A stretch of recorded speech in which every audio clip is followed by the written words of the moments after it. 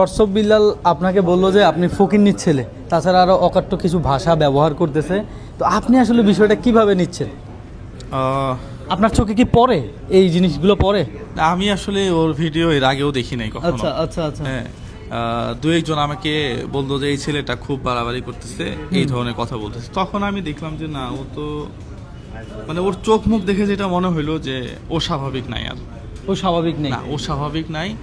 ও একেবারে অস্বাভাবিক হয়ে পাগল পর্যায়ে চলে গেছে, এবং ওকে দেখে যেটা মনে হয় ও মারাত্মক লেভেলের কিছু একটা খায় আর কি। হ্যাঁ, তো যাই হোক, থটস অফ বিল্লালের থেকেও দেখি যে রিপ্লাই আসতেছে, জুয়েল ভাইয়ের থেকেও রিপ্লাই আসতেছে। আপনারা সাধারণ জাস্ট মস্তিষ্কে একটু নিজে চিন্তা করেন যে রিপ্লাই কার পর্যায়ে কী, কে কী ধরনের ব্যবহার করতেছে। আমি আসলে জুয়েল ভাইয়ের রেস্টুরেন্টে আসছি এই কারণে যে এই কথাটা জিজ্ঞাসা করতে, যে ওনার থেকে আসলে কেমন লাগতেছে এই যে ব্যবহার করে, এইটা কী ধরনের ব্যবহার, এটা কি সামাজিক যোগাযোগ মাধ্যমে করতে পারতে? ও কি বোঝে আমি এটাই বুঝি না। টাকা থাকলে ফকিন্নি, না টাকা না থাকলে ফকিন্নি।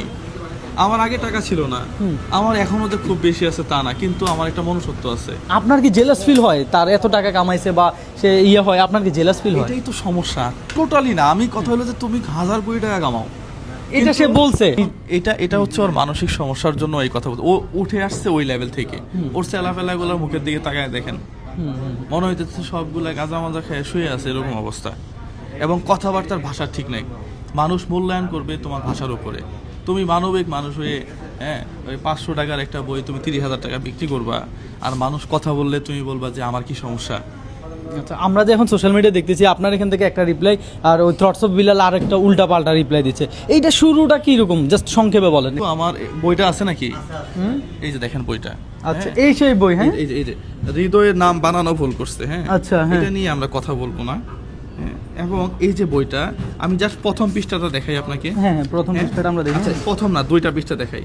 এই 1 2 3 4টা লাইন, 4টা লাইন, এবং এখানে হচ্ছে গুগল দিয়ে ট্রান্সলেট করছে। হ্যাঁ হ্যাঁ হ্যাঁ, তাই দেখা। এই লাইনগুলা বিভিন্ন গুগলে আপনি সার্চ দিলে অহরহ পাবেন। ওই ভাবে থেকে সে চ্যাটজিপিটি আছে সিস্টেম করে এগুলা করছে। ও কিন্তু নিজে যে মেধা খাটায় লিখছে বিষয়টা কিন্তু তা না। আচ্ছা আচ্ছা। বাংলাদেশে অর্থে এখন বহু বড় বড় কবি এখন বের হইছে, জানেন তো? সোহেল না কি জানি নামে একটা, ওর কিন্তু কোনো আলোচনা নাই। এখন বিল্লাল চিন্তা করতেছে যে আমার তো ভাত আর নাই, আমি তো শেষ। এখন আমাকে টাউটি করে বাটপারি করে যেভাবে হোক আমাকে একটা জায়গাতে পৌঁছাইতে হবে। আচ্ছা দেখেন তো, এই যে 4টা লাইন, এইটুকু ফাঁকা। এই পৃথিবীতে আর কোনো কবি ছিল না নাকি? হ্যাঁ, কিছুই নেই। একটা মানে পাতাতে 4টা লাইন ছাড়া আর কিছুই নেই। আছে গুগলে সার্চ দেন না, কত নেবেন আপনি সার্চ দিয়ে পরে আমাকে একদম কি আছে, 4টা লাইন ছাড়া তো আর কিছুই নেই। হ্যাঁ, তাহলে এই যে মানুষকে প্রতারণা করাটা, হ্যাঁ, এখন এগুলাই প্রথম বলছিলাম আমি ভাই। মানে আপনি বলছিলেন, আমি শুনছিলাম যে এই বইটা কেন 1000 টাকা বিক্রি করতেছে, 100 টাকার একটা বই তো সে 200 টাকা বিক্রি করতে পারে। এটা নিয়েই তাহলে শুরু আপনার।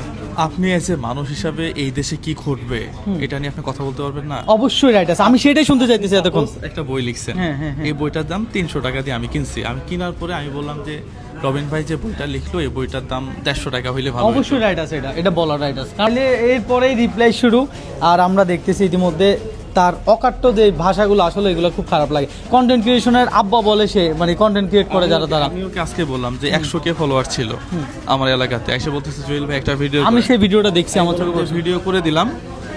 হ্যাঁ, কপালে থাকলে তুমি বড় কিছু হবা। ওই ভিডিওটা তো ভাইরাল মানে কি, ওর 17K ফলোয়ার এখন মনে হয় 18-19K হয়ে গেল, কয়েক মিলিয়ন ভিউ। এখন আমি কি বলতে পারি যে আমি তোমার আব্বা?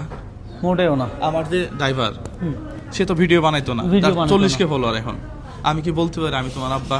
কখনো। রাশিদুল সিএনজি চালাইতো, সারা রাত সিএনজি চালায়, দিনে এসে আমার সাথে সময় দিত। আজকে $300 উপরে ওর অ্যাকাউন্টে, তার মানে প্রায় 40,000 টাকার কাছাকাছি। আমি এখন রাশিদুলকে বলতে পারি যে তোমার আব্বা আগে যেটা ছিল, সে জগতের আব্বা হয়ে যাইতেছে, ভাবা যায়। তো আসলে জুয়েল ভাইয়ের কথায় আমি একমত হইতে বাধ্য হইলাম যে ও কিছু একটা খায়। হ্যাঁ, এটাই হইতে পারে। আর ওর সুস্থতা কামনা করি, ও যেন দ্রুত সুস্থ হয়ে যায়। আমি নিজে অসুস্থতা কামনা করি, আমিও শুভাকাঙ্ক্ষী, এখনো বলে দিলাম।